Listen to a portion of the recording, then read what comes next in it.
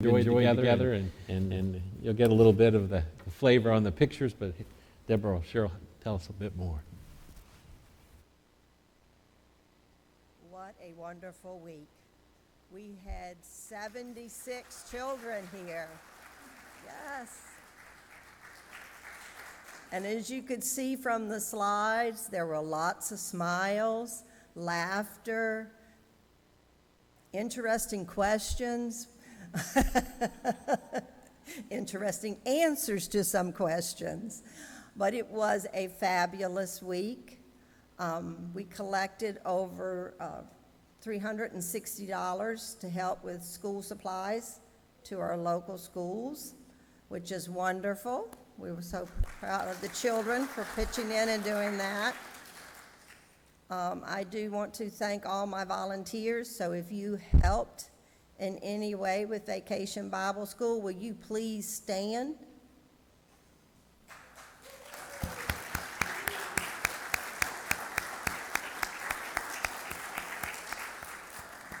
Vacation Bible School could not happen without the help of all of you and all of our Sunday school classes for donating all the wonderful snack supplies.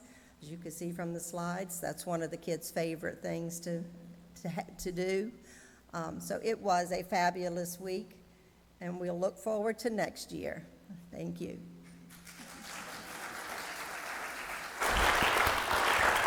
This was year 18 for Deborah, by the way, and I think she's done an outstanding job every year.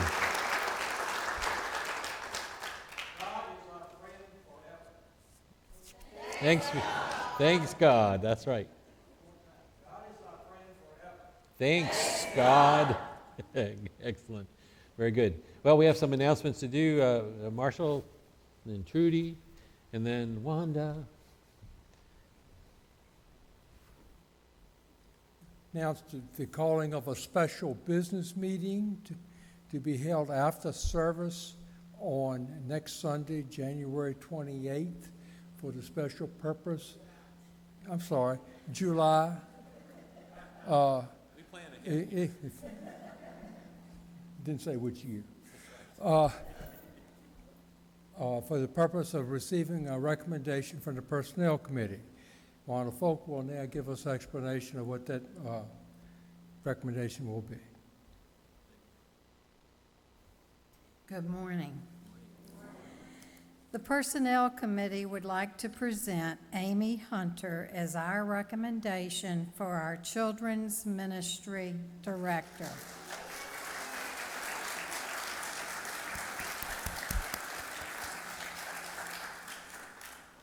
Amy is no stranger to Northside. She is very involved in many of our church activities and currently is director of the homeschool program that meets here at Northside. Amy has a BS degree in social work with a concentration in early childhood development and psychology. She has continuing education credits in special needs children, family relationships, effective communications, and several others. Her work experience includes serving as lead teacher and/or director at Harbor Christian Academy, West Hampton Day School, and Manassas Christian School. This is a part-time position of 15 to 20 hours a week. We hope you will pray about this decision this week and will vote next Sunday, the 28th. Are there any questions? Very good. Thank you. I like it like that. Go ahead, Judy.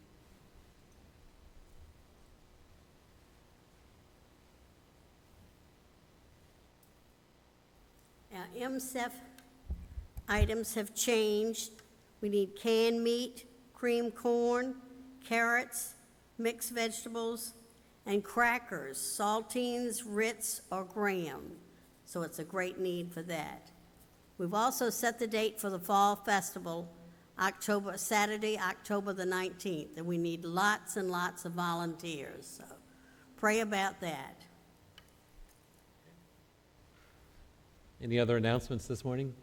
In your bulletin, you have received a picture, and I want you to take that out for a minute. This was in Bible school Friday. I was taking a picture of all the children, and it wasn't until I started looking at those pictures that I was cropping them and preparing them to, what am I going to post and what's not so good. And this young man was before me the whole time, and I didn't even know it. And there his picture is. Look at that picture, and you'll see some interesting things. There are some children who don't know what's going on. There's some that clearly are very tired. I think there's one that's yawning. There's one who has his eyes closed. You look at one of our seniors who are watching what the other kids are doing and like, okay, what are you doing up there? We have all kinds of things going on in that picture. Some of them are singing. Some of them clearly are just doing the words. Some of them are looking at each other and carrying on. But of all those people in that picture, there's one. And what's he doing? Front and center. He's praising God. He's worshiping. And he doesn't care whatever else is happening around him. He doesn't know. He's connecting to the one that he needs to connect with. I don't think it was a long connection, but it was a connection. And that picture to me speaks volumes of, and in a very real way, I think it's very convicting for us. Very convicting for us. Because you will find yourself in that picture somewhere. You might be tired, you might be sleeping, you might be this, you might be that, you might be going through the words, you might be paying attention to everybody else here, you might be doing 100 other things, but the one person you really need to be like is this little boy. Amen? He came with a purpose, and we come today with a purpose, that we might engage and encounter the true and living God, and that we might praise his name. The scripture says that he inhabits the praise of his people, and that when two or more are gathered in his name, he is here. And so we have this opportunity not just to sing the words, not just to go through the motions, but to connect. And I pray you will. For this is the day the Lord has made. Let us rejoice and be glad. Well, let's stand together and worship our Lord.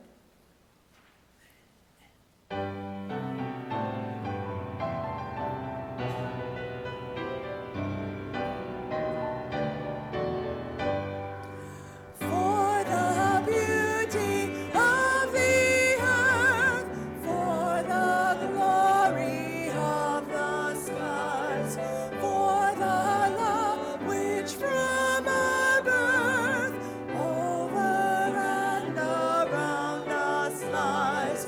Lord of all, to thee we raise this our hymn of grateful praise.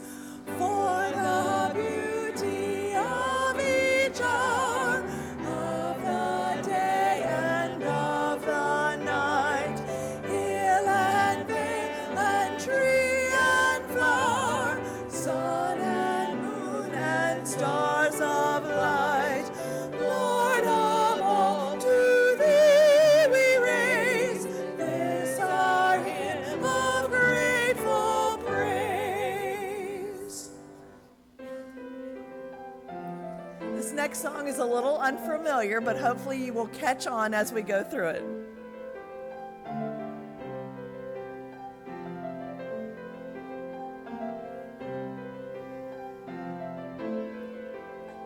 Creation sings the Father's song. He calls the sun to wake the dawn and run the course of day till evening falls in crimson rays. His fingerprints in flakes of snow, his breath upon the spinning globe. He charts the eagle's flight, commands the newborn baby's cry. Hallelujah, let all creation stand and sing. Hallelujah.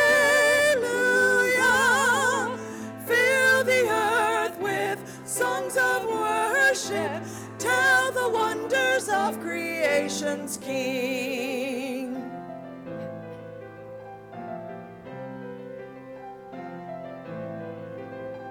Creation gazed upon his face, the ageless one in time's embrace, unveiled the Father's plan of reconciling God and man.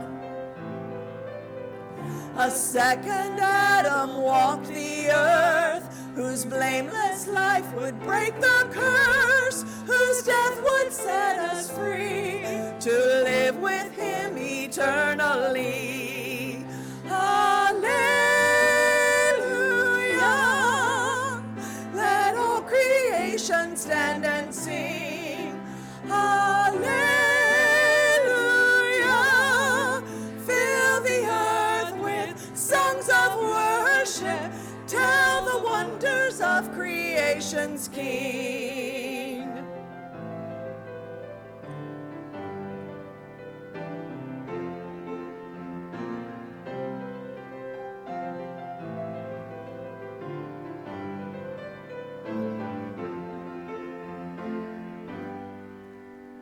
Creation longs for his return, when Christ shall reign upon the earth. The bitter wars that rage are birth pains of a coming age. When he renews the land and sky, all heaven will sing and earth reply with one resplendent theme, the glories of our God and King. Hallelujah! Let all creation stand and sing. Hallelujah! Fill the earth with songs of worship. Tell the wonders of creation's theme. Hallelujah! Let all creation stand and sing. Hallelujah! Fill the earth with songs of worship. Tell the wonders of creation's theme. Fill the earth with songs of worship. Tell the wonders of creation's King.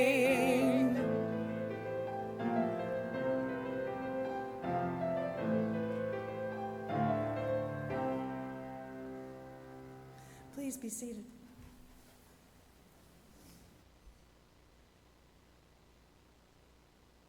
We have a number of prayer needs today to share. Let me mention Marcia Gallagher is in the ICU, and Bill has called me this morning just to reemphasize the need for prayer for Marcia and to say that she's also on a feeding tube now, so that please keep her in your prayers. Lunette has been moved from the hospital to Autumn Care. There were some problems over there with her medicine, so she did go back to the emergency room because of the face pain, is managed by medicine, and they just didn't get it like they should. Surprise, surprise. And so she had to go to the emergency room to get her face pain medicine. So I'm not very happy about that. I said to Beverly she needs to report that to the ombudsman. Well, you're getting editorial. But I'll just tell you that there are some places that look nice, but are lacking, and that is one of them. And so I always get concerned. We've had several members with issues over the years who've been there, and every time they change hands, I'm hopeful, but it's the same thing. Anyway, pray for Lunette. She's back there, and we hope she'll be doing better. Lorene Jenkins has been moved to hospice care, or is receiving hospice care now. And also reminding you to be praying for Todd Poe as he recovers at home. Still no visitors yet. He wants to be isolated from all the things that we share with one another. But he's doing well, slowly but surely. Discomfort's easing, and he's getting stronger. So that's good. Now, in the good category, I heard a really great praise Peggy Etheridge's uncle. They've been praying for him for 6 months because he had some cancer, and he went back to the doctors this past week and found out the cancer is gone, and there's no trace. Thanks be to God. So we praise God for his answers to prayer like that. That's a wonderful thing. All right, other folks, prayer needs? Praise. Back to work. That's right. Wonderful. Thanks be to God. Dale's sister has been diagnosed with breast cancer. She was on treatment programs. Dale's sister has been diagnosed with breast cancer and will be starting treatments. So that's good. Very nice. Yes, Amy. I'm going to be a grandmother again in January. Wonderful, wonderful news. All right. And some 6-year-old had a little birthday yesterday, right? Libby. Yeah, happy birthday. Let's pray. The head deacon has a birthday today. And the head deacon has a birthday today. I changed it, It changed it. Keep him coming. Keep him coming. July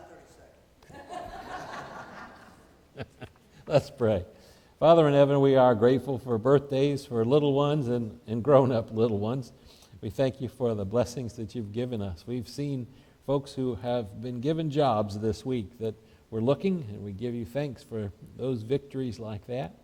We're grateful, Father, for the praise that we have to report for Peggy Etheridge's uncle as he's set free from cancer, and we know that comes from your hand. We're grateful for your hand upon our nation, and that you're not through with us yet, and we worship you and praise you and give you thanks for what you are doing and what you're about to do.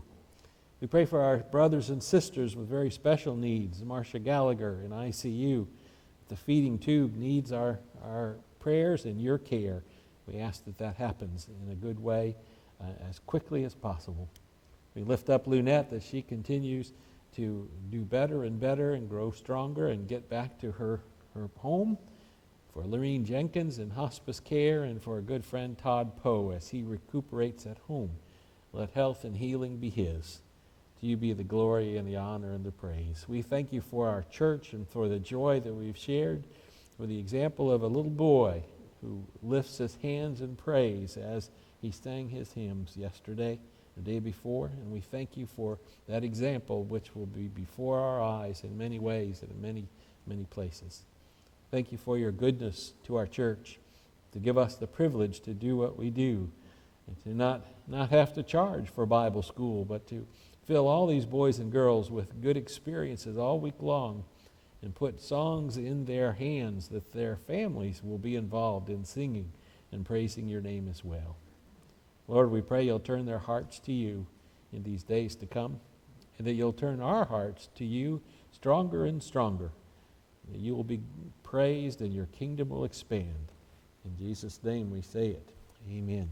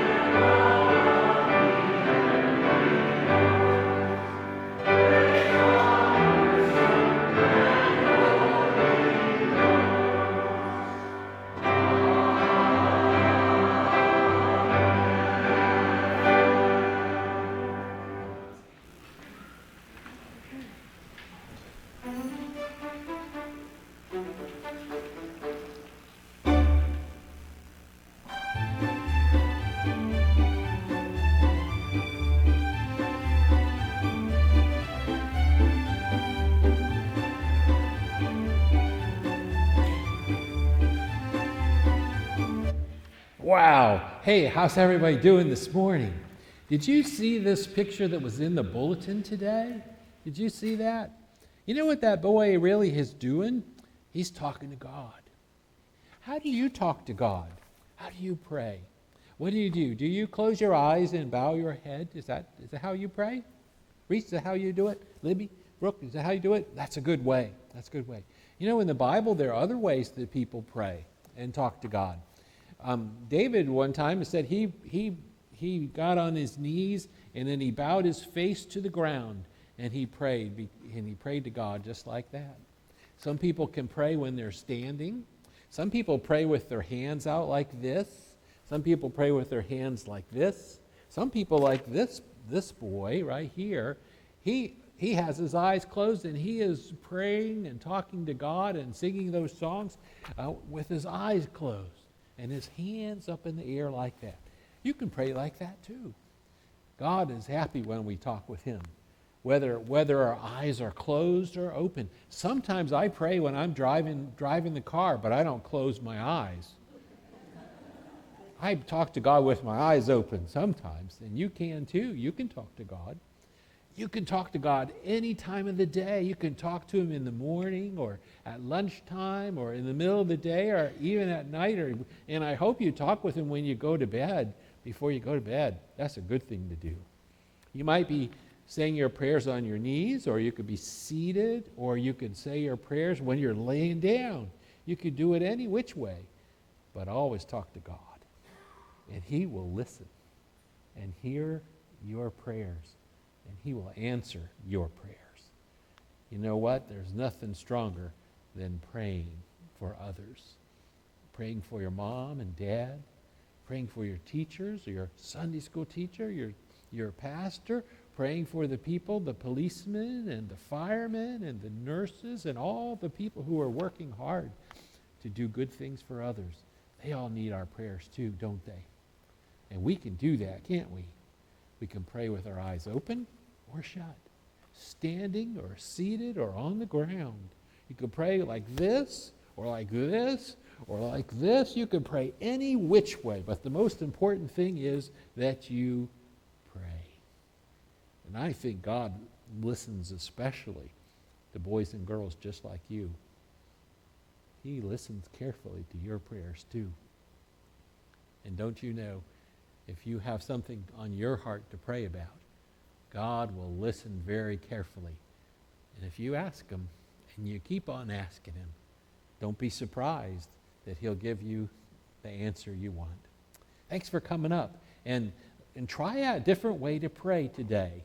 If you always pray one way, try a different way. Won't you do that? I think that'd be great. Who knows what an example this boy had. You be an example too. Be a prayer. Okay, see you next week.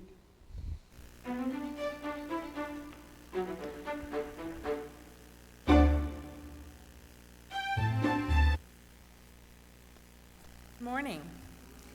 The scripture I'll be reading today comes from Proverbs chapter 22, verse 28. Do not move the ancient landmark that your fathers have set. May the Lord add his blessing to the reading and hearing of his word.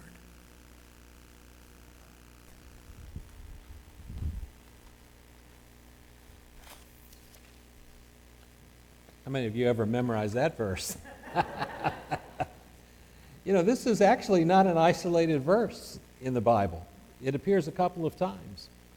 In Genesis 31, verses 51 and 52, Laban and Jacob set up a landmark to mark the boundary, a boundary line between property. And it can be a boundary line between property or between fields or districts or even nations. Usually they were pillars of stone, usually with inscriptions etched on the stone indicating what those boundaries were. Now in Proverbs 22, verse 28, and also 23, verse 10, Solomon records this instruction saying that we are not to move the ancient landmarks established by our fathers. Now what happens when we do? In Job chapter 24, verse 2, we read that corrupt landowners wishing to expand their own assets would move landmarks in order to gain property and to seize their neighbors' flocks and pastures. They would cheat, they would rob, they would steal what belonged to somebody else. This is called theft. And God doesn't like that. He doesn't endorse it, he's not behind it. In Hosea 5, verse 10, the Lord condemns those who move the landmark boundary stones, and he says that they have no regard for justice, no regard for tradition, and God promises to pour out his wrath on them like a flood of water, moving the landmarks. Now, let me tell you this, that when we're talking about landmarks, it's not just the landmark that demarcates the property lines, but landmarks also can demark the lines between good and evil. I think it's so clearly laid out. In my favorite verse of all is John 10:10, where Jesus says the thief comes to do three things: to steal and to kill and to destroy. You're going to repeat that a couple times before we're through today. So let's just practice so that when it comes to that time, you'll be ready. He does three things. Jesus says the thief comes to steal and to kill and to destroy. And then Jesus goes on, but I have come. He's distinguishing. He's laying down the line, what the thief does versus what he's doing. But I have come that you might have life and live it abundantly. So that there's a demarcation between two lines. Let me suggest to you that the landmarks set up by our Father involve more than boundary stones for property, but they are landmarks set up for the good of our society, ordained by God for the benefits of the human race. These landmarks or pillars of society have been moved. Who moved them? The thief moved them. Why did he move them? Because the thief comes to do what? To steal and to kill and to destroy, right? He's the one who moves these landmarks in society. And just look, I mean, you don't even have to be an Einstein or a brain surgeon or a rocket scientist or anything else, you know. It's intuitively obvious even to the person of average perception. Look what he has done, this thief, and those who work with him to move the landmarks that God has set in our society. I think life itself is a landmark that God has set. In Genesis 1:27, he says, we read that God has created man in his own image. You see, life itself is a landmark set by God, that we have been created to possess and bear the very image of God. As image bearers of God, we have inherent worth, inherent value, inherent purpose. And so it is that life is sacred. This life created by God begins at conception. In fact, God told Jeremiah in chapter 1, verses 4 and 5, that even before he was born, that God knew him even before he was born, and that he sanctified him. He had his presence even before he was in the womb. I knew you, I sanctified you, and I ordained you as a prophet to the nations. Even before he was formed in the womb, he was known by God and set apart. That tells me something. It tells me that we are not some mixed up collection of cells that just randomly have come together by happenstance, but that God has a purpose for each of our lives, that we are made in his image, and that we have a mission to achieve here on this earth. Who moved the landmark of life being sacred? I'll tell you who moved it. It's the devil who moved it. It's the devil who said that life is expendable, that you can just take this glump of cells, even after it's outside the womb. Shame on our former governor. He will ever go down in history as someone who has denied this truth of God, who was a willing agent to work along the father of lies to move the landmark on life and its value and its sacredness. We live in a culture that used to respect life, but instead we've become a country with the largest number of abortions in the world even today.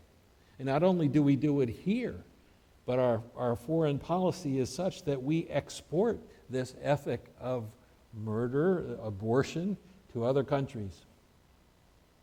Beware of those who move the landmark, because it says in Psalm 6, verse 17, that the hands that shed innocent blood are an abomination to God. We learn in Genesis 4:10, for instance, that Abel's blood cried out from the ground. It was a cry for justice, for God to address the crime that had been committed of murder. When you move the landmarks to steal and to kill and to destroy, you welcome the wrath of God for those who do such things. Who moved the landmarks? Who moved the landmark? Well, the devil did, and everybody he could get to cooperate with him. But that's not the only landmark that he knocked over and moved aside to do what? To steal and to kill and to destroy. He's doing it on marriage as well. A second landmark set by God from the very beginning. If you just read the first 5 books of Genesis, you'll understand all the pillars of society. Marriage is defined in Genesis 2, verse 24, when God says, "Therefore a man shall leave his father and his mother, and shall cleave only unto his wife, and the two shall become one flesh." Marriage is the first institution created by God for the benefit of the human race. It consists of a man and a woman. And the landmark of marriage is established by our Creator in Genesis, the very first book of the Old Testament. But it's also repeated in the New Testament. In Matthew, for instance, the first book of the Gospels in the New Testament repeats this idea about marriage. I just wonder, on what authority do we have to change God's definition of what marriage is all about? Does man know better than God what is good and beneficial? What is marriage? It's his institution. He gets to define it, not man. Of course, we know what's going on. God set the landmark of marriage for a purpose, right? I'll tell you what, fellas, the best thing that ever came into this world is women. As far as marriage is concerned, and God links us up with His choice of a woman in our life. And you know what? The studies are all the same when they talk about the benefit of marriage for men. Men who marry are going to live longer, healthier, and happier lives than those who do not. The blessing really falls on the men in marriage. Yes. The women do a little bit better, but the men do a lot better if they're married. Sometimes I think the women could just about do without us. But don't say that, Pastor. Just go on. God set the marriage as a landmark for societies. He put up the stones of marriage so that ever it would be marked this way, that this is what He intends for our lives. This is the path of blessing in our lives. And this is a path of blessing for our society as a whole. Marriage as an institution. Why? Because marriage provides the stability of a home, a place where children can be raised and nurtured. God has provided that framework of family, based on permanent marriage. One man, one woman for life as His ideal. And that's why. You want to go back to the 1960s and see where we lost our mind. I'll show you, you can discover by looking at the social service sort of information, you'll discover that when we made it possible for males to be out of the home and we encouraged them, with certain welfare benefits that were so supposedly compassionate, what we did was encourage men to be out of the home. And we funded men to be out of the home. And as a result, you could look at the lives of children and families and they never would be the same. Delinquency went up. Hunger and poverty for children went up. And a whole host of other things. And this isn't a political statement. This is just straight up, look, they moved the thing. They moved the landmark. They moved this pillar of what God says works best. And we did as we pleased, and we found out that it really hasn't worked very well. And it keeps getting worse. Well, you fiddle with the border. You fiddle with the institution. You call marriage something that it's not. You encourage people to do as they please. And you wonder why it doesn't go well. Well, I'll tell you what, it was a plan of the devil all the way along. Because the devil is the one that likes to move God's landmarks. Did God really say one man, one woman for life? Did God really say you'll leave your father and mother and cleave only unto your wife or your husband? Can't you just marry whoever you love? Yeah, you follow that down the trail, and you'll be finding out that if you love your dog, next time they'll be marrying those in California. That's rough.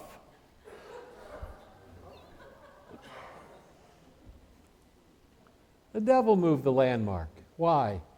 Because he wants to destroy. He wants to steal and kill and destroy. He's not here to enhance the life of believers or humans. He's got a whole different agenda. We got to understand what he's about. And that brings me to a third landmark. And I know you've heard all of these things from me lately more and more, and I keep saying it.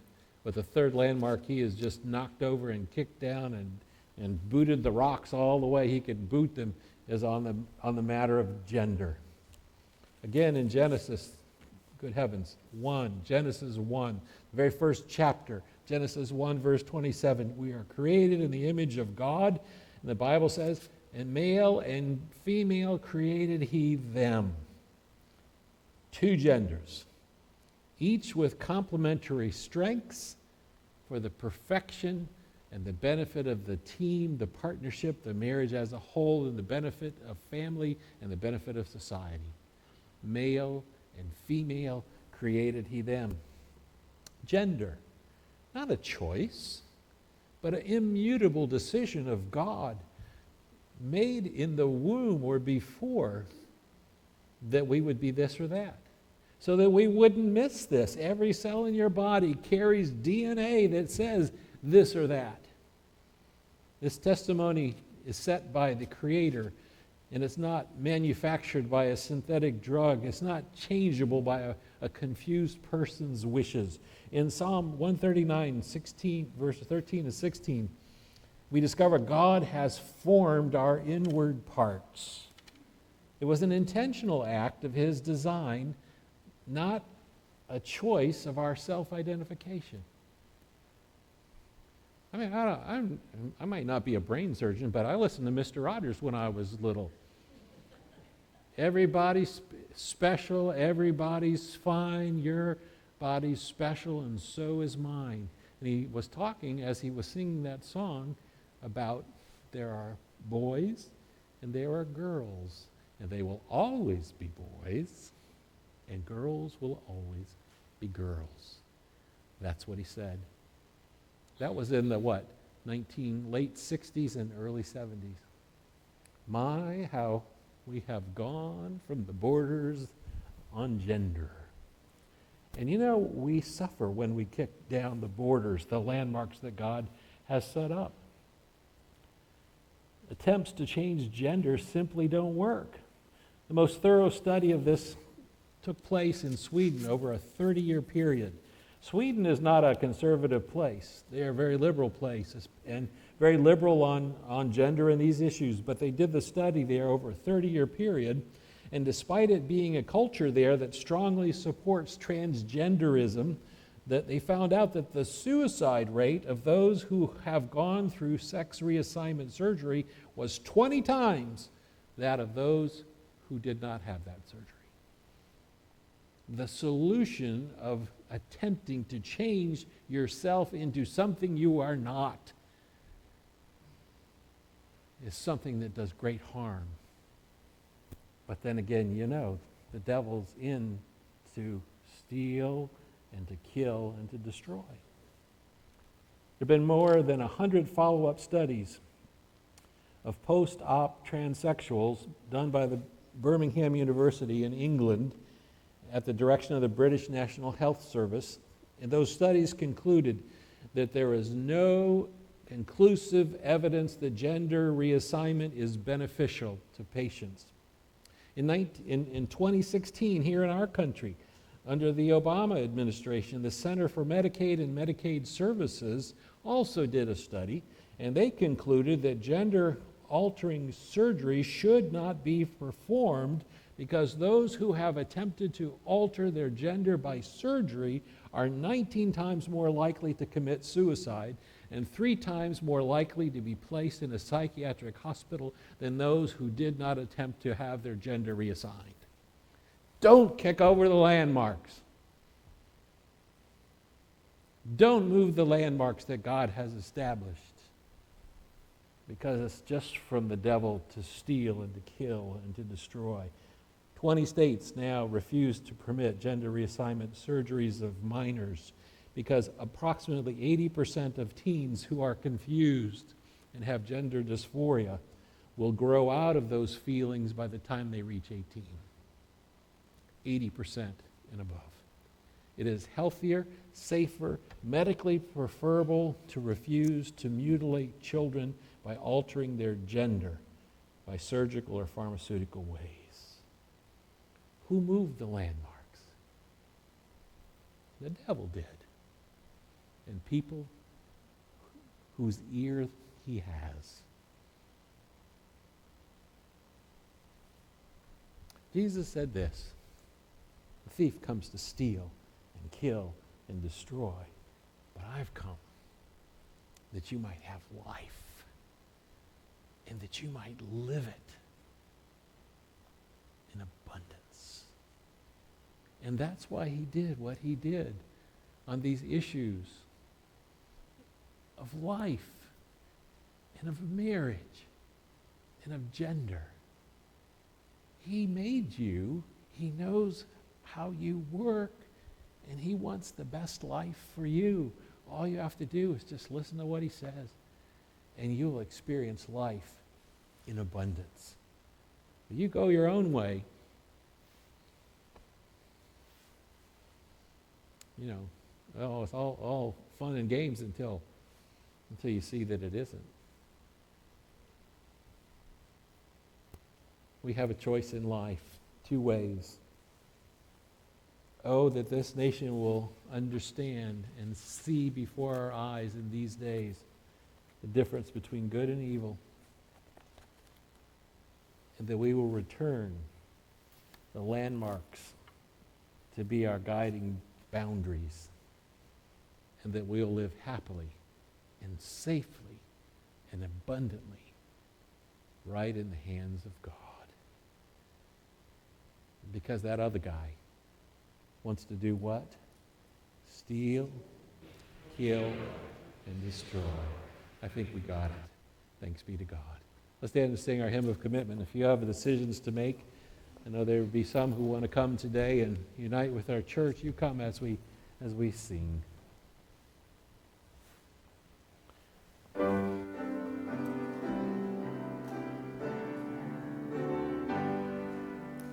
Faith of our fathers, living still, in spite of dungeon, fire, and sword.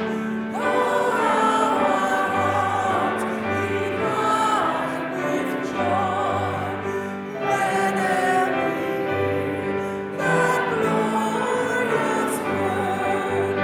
Faith of our fathers, holy faith, we will be true today till death. Faith of our fathers, we will strive to win all nations unto thee, and through the truth that comes from God, let none shall then be truly free. Faith of our fathers, holy faith, we will be true till thee, till death. Faith of our fathers, we will love, both friend and foe, in all our strife, and preach thee true as love knows how, by kindly words and virtuous life.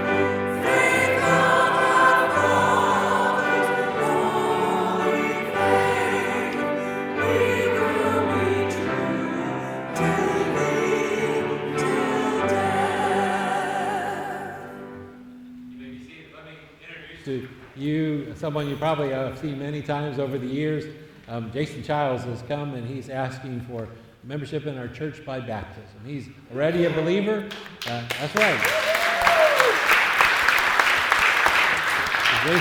Jason's already a believer. He's been attending what's that, Fairmont, that little church over there, Fairmont Christian, and so forth. But he comes here with Penny, and he's been here for a long time with us. And he just says, you know what, I really like to be baptized, and as an exercise of my faith. That's right. And I see her back there. She's saying, yes, yes, yes, back there. So thanks be to God. That's Stephanie, boy. She's rooting him on. So, well, you've already said what you want to do. All in favor of doing this, say aye. Aye. All opposed, you just go on with your bad self. All right. Well, we're going to do this now. Next Sunday, I'm going to be away at that conference, that I go to every year for the magicians and the puppets and all that stuff. But the following Sunday, we're going to do the baptism, and it'll be a big day for us all, won't it? Amen. That's great. Wasn't it good to be in the house of the Lord today? Yes. Man, the music, the bells, that was just awesome. The backdrop, someone said, man, you look like the big whale up there in the ocean, Pastor. But it was great to be in God's house, and I'm still moved by the picture of that boy who in a moment, as he was singing, he just closed his eyes because he realized that he was talking to God for that moment. Man, I want a moment like that, don't you, this week? Let's find that moment. Let's take that moment to talk to God this week. And you can have your hands up if you want. You can have one up, one down, both out front. You can have both hands behind your back, whatever it takes. But don't miss that moment to encounter the true and living God who wants to talk with you and to love you. Because there's no better friend, there's no better Savior, there's no better refuge than Him. And thanks be to God for a presidential candidate that almost had his brains blown out, to say on national TV that I'm here because of the grace of God. That's a testimony that God is going to work on in his life. And I think we're going to see a changed man. I hope so too. And I think that God has an opportunity to work on all of us, all around the world. Let him have our ear. Let him have our ear. Not in the same way. Sometimes he needs to get our attention. Yeah. And pray for him. Pray for all these candidates. There's nuts on every side who will do crazy things. Pray for their safety. Pray for their families. These are people who have wives, who have children, who have grandchildren. These are human beings. Pray for their safety. That's the right thing to do. Let's pray and we'll go. Oh, Lord, it's been good to be in your house today. My, to hear the music that we've heard, to see the testimony of the children, to see Jason come forward and say, Lord, I want to be baptized and follow you in this way and be a part of this church family. It just was good to be here today.